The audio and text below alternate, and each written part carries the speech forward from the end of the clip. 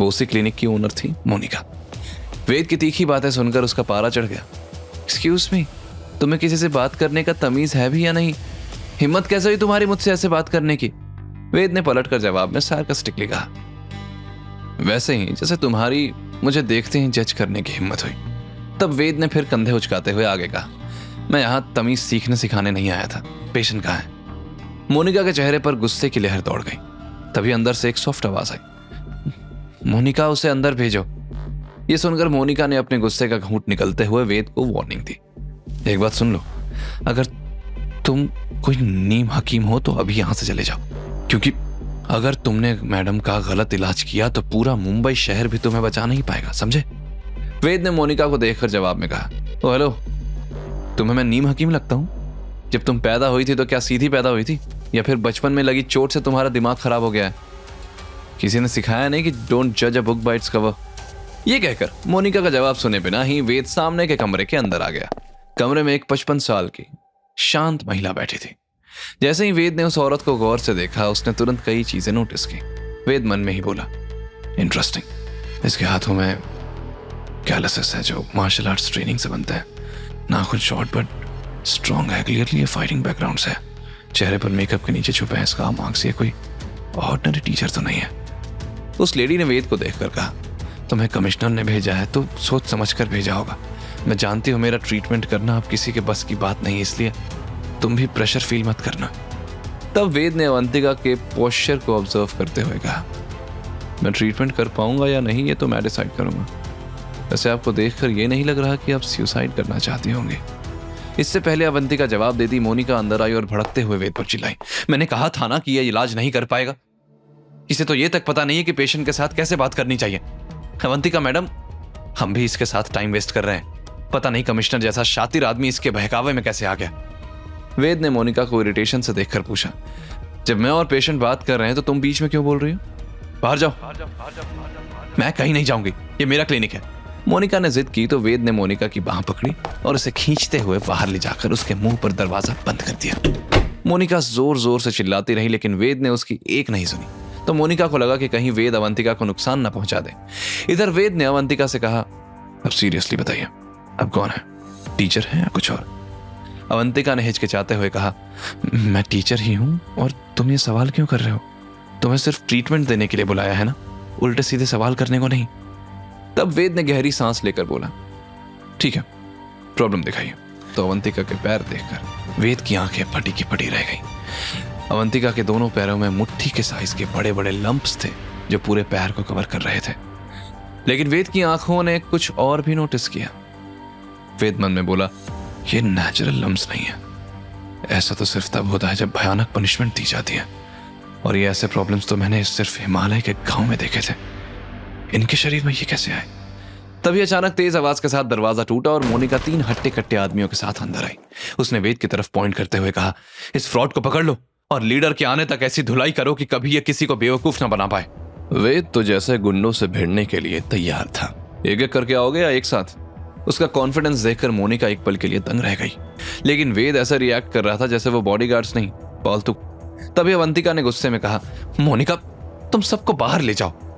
मैं कोई बच्ची नहीं हूं जो कोई मुझे बेवकूफ बनाएगा, और इसे कमिश्नर लाला ने भेजा है, वो इतनी बड़ी गलती नहीं करेंगे। मोनिका ने तीनों को बाहर भेजा, लेकिन खुद वहीं रुक गई और मन ही मन बोली, मैं यहीं रहूंगी ताकि इस चालू चपलेन पर नजर रख सकूं। वेद ने अपना बैग खोला और कुछ हर्ब्स निकाली। मोनिका की आंखें बड़ी हो गई। मोनिका ने सस्पिशियस टोन में पूछा, ये क्या है, जड़ी बूटियां? मोनिका ने फिर अवंतिका से कहा, मैडम, ये आपको बेवकूफ बना रहा है, कोई जड़ी बूटी से इलाज थोड़ी होता है। तब वेद ने शांति से जवाब दिया, अगर मॉडर्न मेडिसिन काम करती तो मुझे बुलाने की जरूरत ही क्यों होती? किसी बड़े हॉस्पिटल में ट्रीटमेंट करवा लेते ना। तुम लोगों ने हर तरह की मेडिसिन ट्राई कर ली, लेकिन कोई फायदा नहीं हुआ होगा। यह कहते हुए वेद ने अपने बैग से सिल्वर नीडल्स निकाली और अवंतिका के पैरों का चेकअप करते हुए पूछा, आप कोई नॉर्मल टीचर तो है नहीं, अगर आप सच नहीं बताएंगी तो मैं ट्रीटमेंट कैसे करूंगा? अवंतिका ने जवाब में कहा, मैं टीचर ही हूं। तब मोनिका वेद को देखकर गुस्से में बोली, तुम्हारी प्रॉब्लम क्या है? ट्रीटमेंट का मैडम के ऑक्यूपेशन से क्या लेना देना? वेद ने फाइनली गुस्से से मोनिका की तरफ देखा, तुम चुप नहीं रह सकती? ये तुम्हें बकरी की तरह पूरे टाइम मिमियाने की बीमारी है। मोनिका का मुंह खुला रह गया। तुम्हारी ये हिम्मत? वेद ने जवाब दिया, हिम्मत तो बहुत है मुझ में, लेकिन पेशेंस लिमिटेड है, इसलिए अपनी जुबान पर लगाम लगाओ। फिर वेद ने अवंतिका से कहा, देखिए मैडम, आपके पैरों में जो लंप है वो किसी ठंडी जगह में मिली है खास पनिशमेंट की वजह से, और ऐसी पनिशमेंट एक टीचर को मिलना इम्पॉसिबल है, और आपके हाथ ये ऐसे कठोर हैं जो लंबे वक्त तक हथियार पकड़ने से होते हैं। इसलिए ये तो क्लियर है कि आप मामूली टीचर नहीं हैं, लेकिन कमिश्नर ने भेजा है, इसलिए मैं आपके झूठ को नजरअंदाज करते हुए आपका ट्रीटमेंट कर रहा हूं। ये कहकर वेद अवंतिका के पैरों पर सिल्वर नीडल्स लगाने लगा। वहीं वेद की बात सुनकर अवंतिका और मोनिका शॉक्ड रह गई। उन्हें यकीन नहीं आ रहा था कि वेद ने एक नजर में सब कुछ रिवील कर लिया था। दूसरी तरफ ग्रैंड रेस्टोरेंट में सोनिया बेसब्री से दरवाजे की तरफ देख रही थी। आज सुबह कियारा ने उसे इसी रेस्टोरेंट में आने को कहा था। दोपहर के 3 बजे कियारा गबीना के साथ रेस्टोरेंट के अंदर आई और कॉर्नर वाली टेबल पर सोनिया को देखकर उसकी तरफ बढ़ी। उसे देखते ही सोनिया तुरंत खड़ी हो गई और बोली, थैंक यू सो मच आने के लिए, मुझे पता है कि आप बहुत बिजी हैं।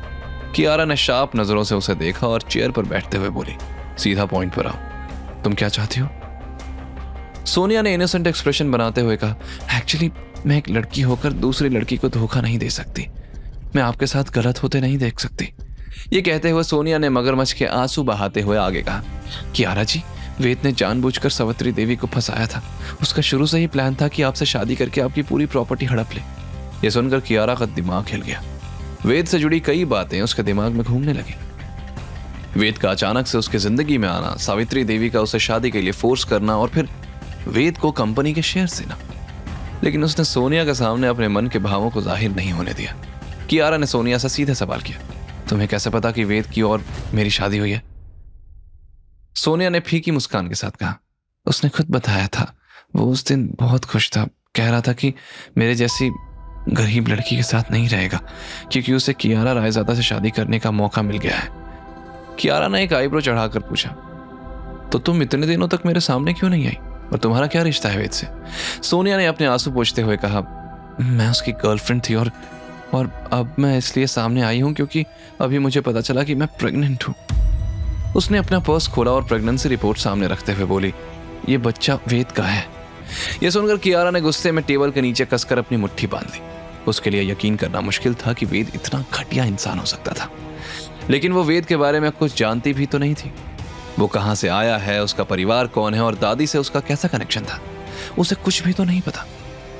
क्या सोनिया सच कह रही थी या ये कोई साजिश है? तब कियारा ने सोनिया को ऊपर से नीचे तक देखते हुए सख्ती से पूछा, ये बच्चा किसी और का भी तो हो सकता है, हम कैसे यकीन कर लें?